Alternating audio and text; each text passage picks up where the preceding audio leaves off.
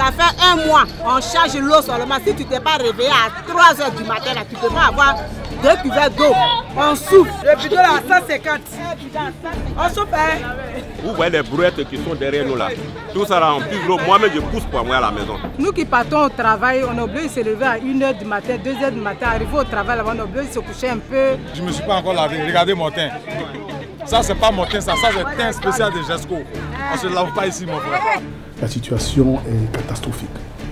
Makori, c'est 3 villages, c'est 12 quartiers. Les 3 villages et 12 quartiers ont des problèmes d'eau. Les femmes, 2 jours, 3 jours, n'ont pas d'eau. Elles prennent leur casserole et c'est devant ma résidence qu'elles viennent taper. Monsieur le maire, on veut de l'eau. Monsieur le maire, on veut de l'eau. Monsieur le maire, on veut de l'eau. Et quand j'ouvre mes robinets, qu'elles voient qu'il n'y a pas d'eau, je leur dis, bon, allons ensemble à la sauce d'ici. L'eau, c'est la santé, l'eau, c'est la vie. Et au moment où je vous parle, il y a des cas de choléra qui sont signalés, ça et là, dans le quartier. Nous avons près de 60% de notre territoire communal qui est occupé par les quartiers précaires. Les maladies d'origine hydrique font ravage dans nos quartiers.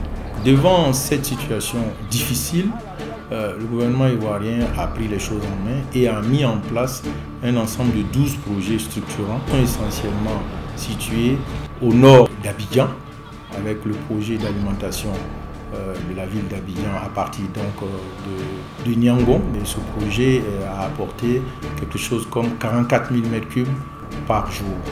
Le projet de Yopougon est le premier projet que j'inaugure sur un total de 12 projets majeurs d'approvisionnement en eau potable que nous réalisons dans la ville d'Abidjan.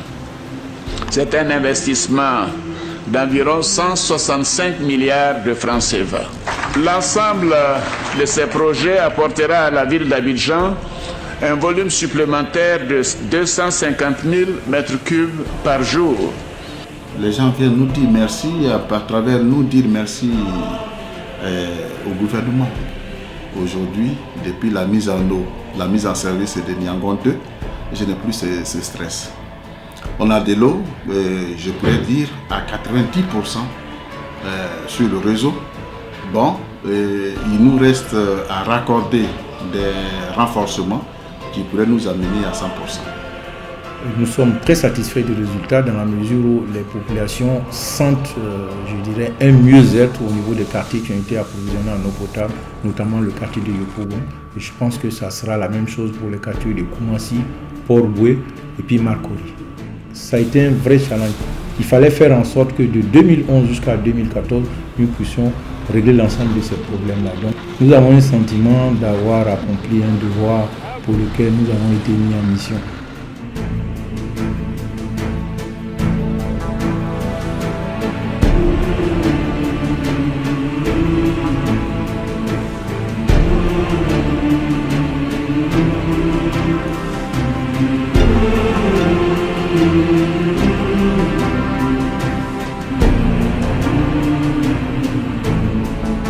Vraiment, c'est le plus beau cadeau de fin d'année qu'on nous a offert.